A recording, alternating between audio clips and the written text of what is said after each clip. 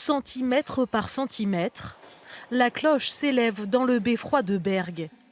Il faut être minutieux, traverser des passages étroits pour l'emmener jusqu'au sommet, 47 mètres plus haut. C'est délicat parce qu'on travaille quand même sur une charge qui est d'une tonne 5. Il faut être concentré, effectivement. Il faut faire attention sur le positionnement des palans.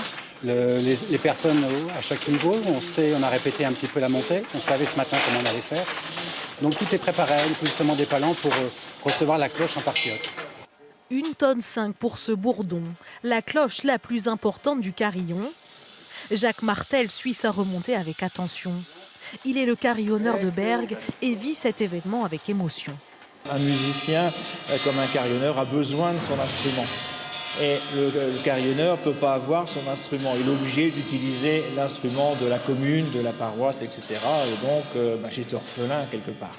Il aura fallu presque 2 ans pour rénover l'édifice et réparer chacune des 50 cloches. Certaines d'entre elles sont déjà en place.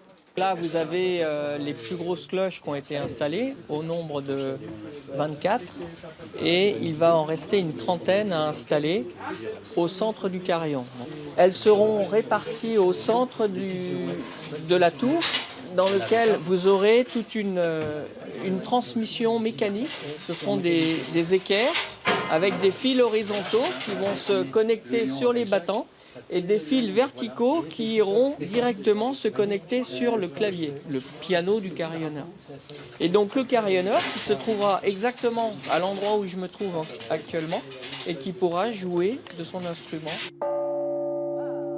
Coût des travaux, 1,5 million d'euros.